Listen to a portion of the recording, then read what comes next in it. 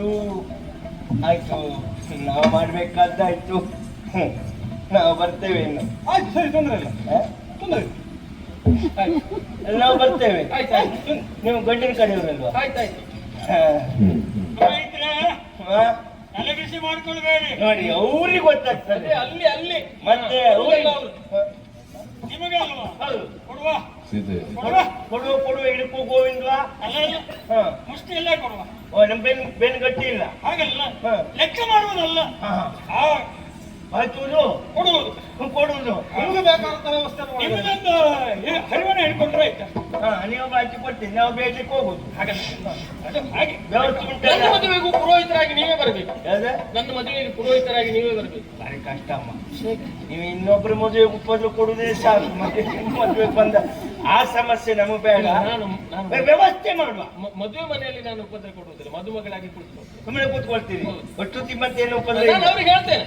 ಯಾರು? ಅವ್ರಿಗೆ ಹೇಳ್ತೇನೆ. ಅವ್ರು ನಮಸ್ಕಾರ ಕೊಡ್ತಾ ಇರುವುದು, ನೀವಲ್ಲೇ ಉಪದ್ರ ಕೊಡ್ತಾ ಇರುವುದು. ಇಲ್ಲ ಇಲ್ಲ, ಆಯ್ತು, ಹಾಗೆ ಬರುವ. ಅಲ್ಲಿ ಒಂದು ಒಳ್ಳೆ ಆಶೀರ್ವಾದ ಮಾಡಿ. ಎಂತದ್ದು? ಈ ಮದುವೆ ಆಗದೆ ಇದ್ದವಳು ಒಂದು ಆಶೀರ್ವಾದ ಮಾಡ್ತಾರಲ್ಲ. ಮದುವೆ ನಿನಗೆ ನಂಬಿಕೆ ಇಲ್ಲ, ನಂಗೆ ಯಾಕೆ? ನಿನ್ನ ಮೇಲೆ ನಂಬಿಕೆ ಇಲ್ಲ. ಏನು ಆಶೀರ್ವಾದ ಮಾಡ್ಲಿಕ್ಕೆ ನಂಬಿಕೆ ಇಲ್ಲ ಅಂತ. ಯಾಕೆ? ಏನ್ ನನಗೆ ಮದುವೆ ಆಗುದಿಲ್ವಾ? ಹುಡುಗಿ ಅಲ್ವಾ?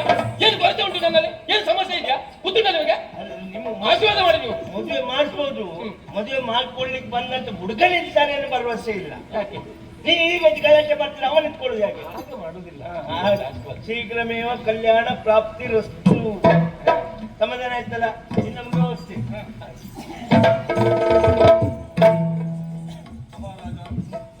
ನನ್ನ ಮಗಳನ್ನ ಇಷ್ಟು ಕಾಲದವರೆಗೂ ಕೂಡ ಪ್ರೀತಿಯಿಂದ ಸಾಕಿದವನಾಗಿದ್ದೆ.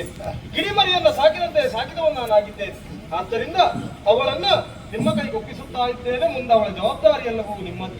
ಹಾಗೆ ಮಗಳನ್ನು ನೋಡಬೇಕೆನ್ನುವ ಆಸೆ ಆದಾಗ ಆಗಾಗ ಬರುತ್ತಾ ಇದೆ. ಖಂಡಿತವಾಗಿ ಮಗಳನ್ನು ಮರೆತು ಬಿಡಿ. ನಾವಿದ್ದೇವೆ. ಮಗಳನ್ನು ಮರೆತು ಬಿಡಿ ಅಂತ ಹೇಳಿದ್ರೆ ನಾವಿದ್ದೇವೆ, ನೋಡಿಕೊಳ್ಳುತ್ತೇವೆ. ಅವಳ ಬಗ್ಗೆ ಆಲೋಚನೆ ಮಾಡ್ತಾ ಇರಬೇಡಿ. ನೀವು ನೋಡಿಕೊಂಡ ಹಾಗೆ ನೋಡಿಕೊಂಡು ಖಂಡಿತವಾಗಿ ಬಹಳ ಸಂತೋಷ ಆಯ್ತು. ಹೊರಡುವ ಹಾಗಿದ್ರೆ ಬರ್ತೇನೆ. ಬನ್ನಿ.